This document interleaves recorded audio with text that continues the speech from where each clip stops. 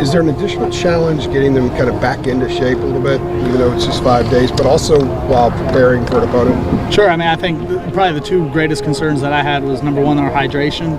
You know, when they're in our building, we do a good job of our guys staying hydrated and making sure that they're taking care of their bodies. When they're away from us and we can't control, you know, what they're eating, we can't supply them with meals, we can't make sure that they're drinking all the things that they need, the fluids that they need to be able to play at a high level. That's a concern. So the conditioning aspect, and then just how we took care of our body during the break. We gave them plenty of water when they left, plenty of Gatorades, but it's a matter of making sure that we stay hydrated, and then we take care of our bodies when we're away like that. How do you feel the way the defense played against ECU? Oh, we didn't play very well at all. I mean, there's a lot of reasons in a lot of areas, but the bottom line is we didn't live up to our end of the bargain, and for us to be successful at all, we need to play better. A couple of the players mentioned feeling the lack of Malik out there as a leader. How do you address that and fill that gap in these games to come? Well, I mean, you know, the thing about that, it wasn't a surprise. I mean, we all have known for a very long time that was going to be the case starting in week 2, and you know that can't be a reason or an excuse for us not to play up to our level. If somebody's not in, then the next guy has to step up, and as a group, the leadership has to be owned by all the veterans on the team, and that's including the coaches. So, you know, one guy down shouldn't lead to us not playing well, and that can't be a reason why we don't play well this week. Can you break down where the biggest issues were in particular defense? Well, I mean, we gave up too many big plays on the perimeter. You know, we didn't win enough one-on-one situations with their wideouts. Give their wideouts credit; they did a good job. But when it came to the one-on-one balls, we didn't win enough, and we didn't fit the run on at least one occasion well enough, and we gave up a big play. So you can't give up big plays, and you can't allow people to continue to move the sticks on third down, and you know that's on everybody as a whole, and we need to get better.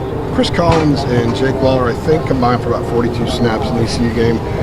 The value in them getting on the field and seeing stuff on film, have you seen an immediate, you know, dividend to them actually having that experience? No, I think it's going to take time to see the payoff there. I mean, they're going to be better this week than they were last week. I mean, that's at least the goal and the hope.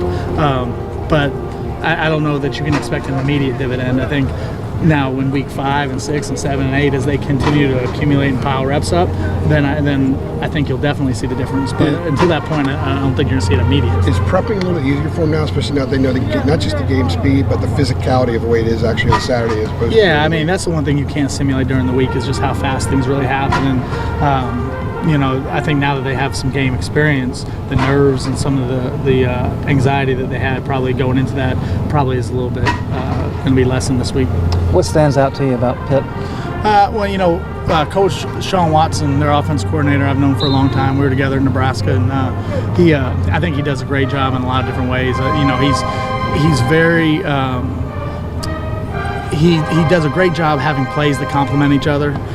His boots and his nakeds and all the run actions and the jet sweep motion and the shifting of the tight ends. I think he just does a great job putting it all together. You know, they're well coached, they're physical, they're going to want to run the ball. You know, they're averaging about 40 rushes a game. So we know that their plan coming in is going to be to try to run the ball at us, and we got to be able to be physical in the run game and hold up, and if that's how we attack the day, then we have a chance to be successful. Did you recalibrate anything in this having a longer gap? Or I mean, I know the guys weren't around, but you know, this is an unusual period to 2 games in. I mean, I think there, you know, obviously the weather is something you can't control, and you know, the way I looked at it was try to make the best of a frustrating situation. You know, we obviously wanted to play last week. We only get 12 guaranteed opportunities, so you don't want to throw one away. But when we did have the break and a chance to catch our breath, yeah, there was a lot of recalibrating in terms of how I approach Pitt. We could probably be a little bit more expansive in our game plan than maybe we would have in a normal game week, because we kind of picked up an extra day of practice on it. And then you know, it also let me step back and really take some time to evaluate where I think we are as a defense and what we need to do going forward. At 0-2, what was kind of the message in general to the team in this building heading into Pitt? Well, big you know, game, obviously. The message really was pretty simple, and Coach Fedora did a good job of crafting it. And that, you know, when we got the kind of the unforeseen break with the hurricane, that we're going to come back, clean the slate. We start ACC play this week, and our goal is to be 1-0. And that's all we can control, and that's all we can really worry about at this point. So we're going to be 1-0 this week, and that's our goal, and that's our only objective.